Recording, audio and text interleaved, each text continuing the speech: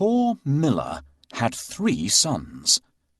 When he died, all that he left behind was a mill, a donkey, and a cat. "Well, since I'm the oldest," said his first son. "I'll take the mill." The second son quickly added, "And I'm next. I'll take the donkey." They looked at their younger brother, Marquis. "How lucky you are! You shall have the cat," the brothers said, and laughed out aloud. The poor fellow shook his head as his brothers left. It was not fair at all. "My brothers can make a fine living with a mill and a donkey, but what about me? I'm stuck with Puss," said Marquis, wringing his hands in despair. Puss had been listening. He stretched and yawned loudly.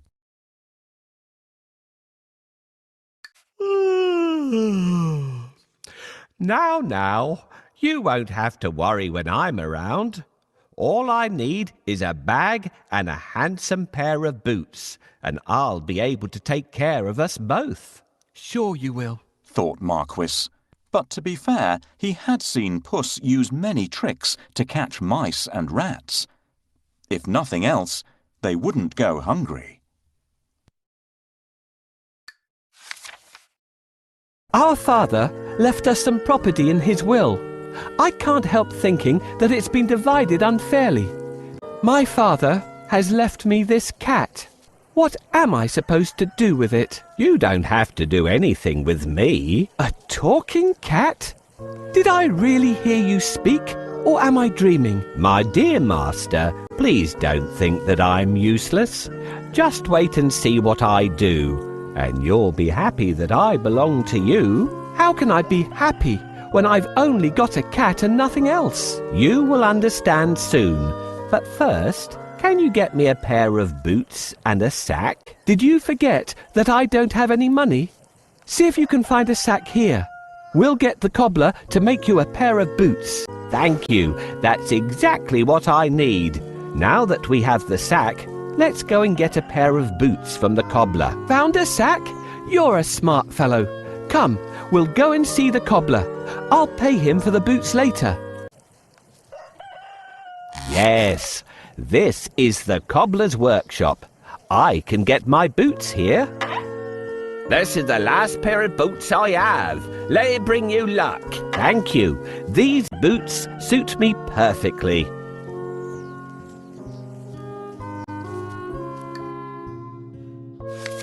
Soon the cat was given his own pair of boots and the new bag that he had asked for. The boots fitted him perfectly, and he looked very smart. Puss packed a juicy cabbage and some bran in the bag, and slung it around his neck. He polished his whiskers and set out. Puss headed straight to a spot where there were plenty of rabbits. He had a great plan in mind. Puss opened the bag wide and hid behind a tree. Soon a rabbit came hopping by. He saw the cabbage and leapt straight into the bag.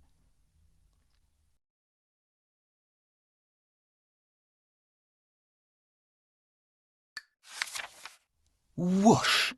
As quick as the wind, Puss grabbed the bag and tied it closed with a piece of string.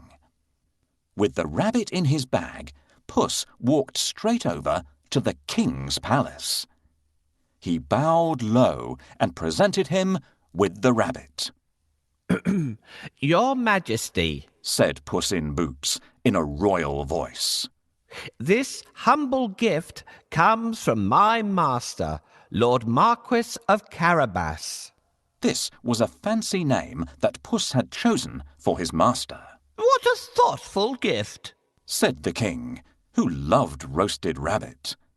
The next time, Puss managed to catch a brace of partridges and took them once again to the king. "This is wonderful. Tell your master I'm very pleased," said the king, who loved partridge stew even more. This went on for 2 months. Puss was becoming an expert at catching game. And the king was getting plumper.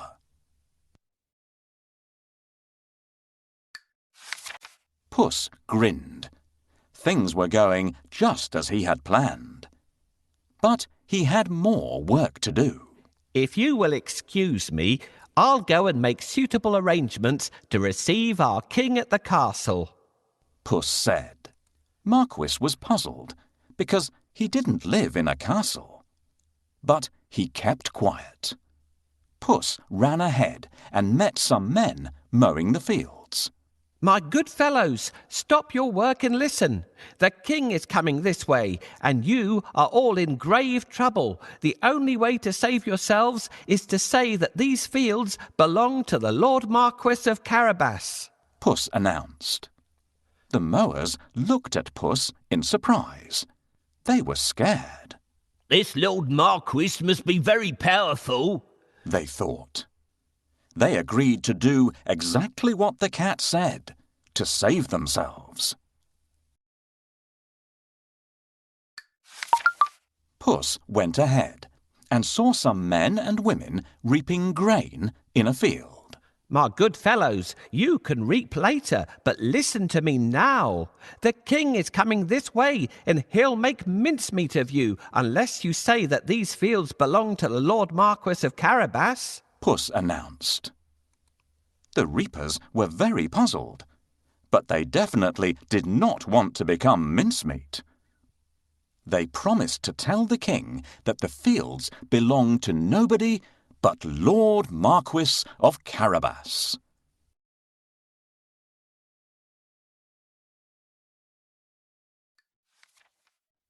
Puss went ahead and warned everybody to tell the king that the land belonged to Lord Marquis. The people thought that it wouldn't be right to mess with Lord Marquis. They decided to do exactly what the cat asked. But Puss had still more work to do. Puff! He ran all the way until he reached a huge castle.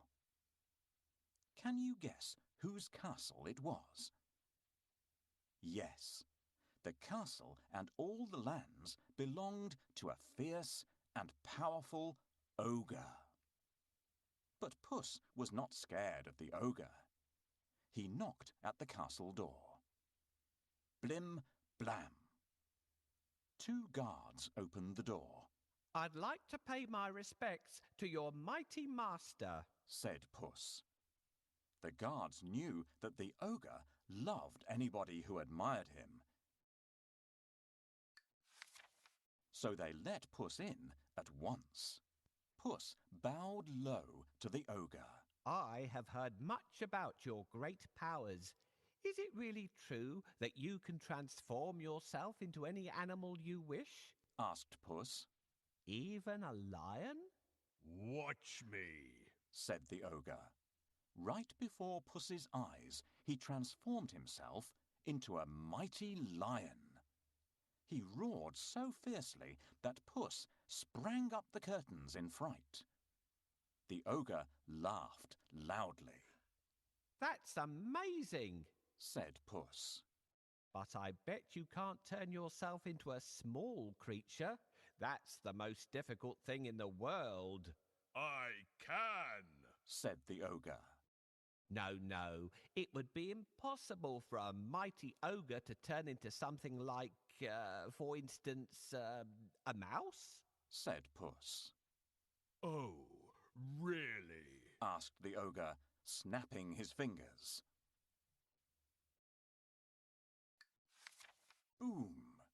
The ogre became a tiny mouse and scurried across the room. Quick as lightning, Puss pounced on the mouse and ate it in one gulp.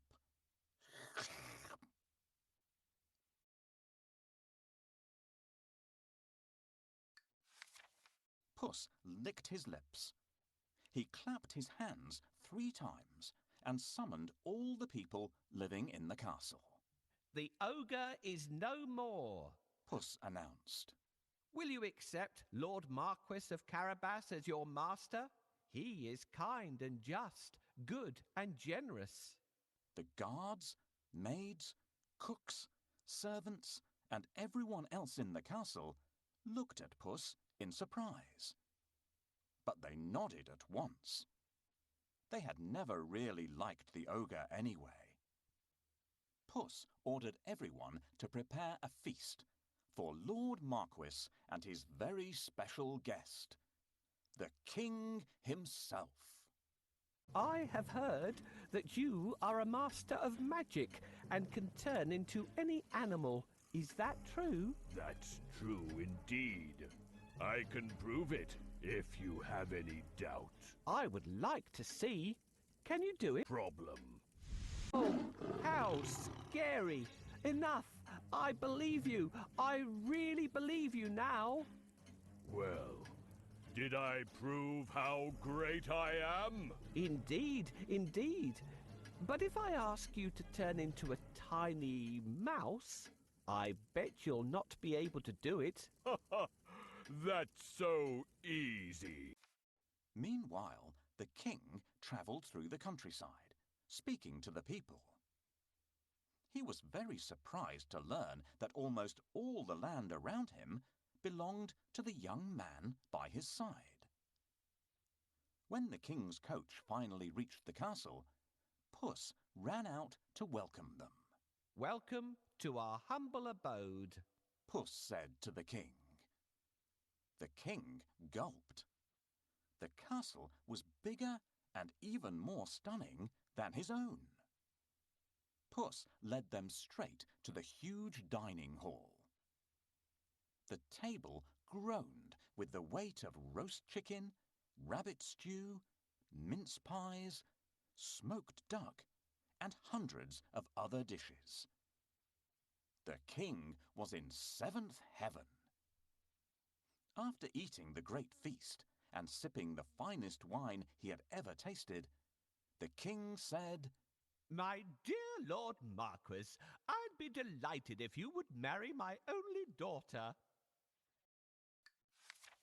Marquis smiled at the princess.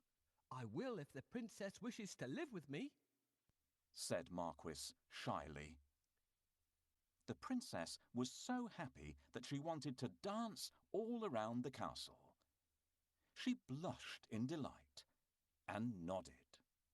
They married and lived happily ever after. And so did Puss, because loyal Marquis made him a lord of the castle. Puss enjoyed great feasts every day and did not go after rats or mice any more, except now and then, when he wanted some fun.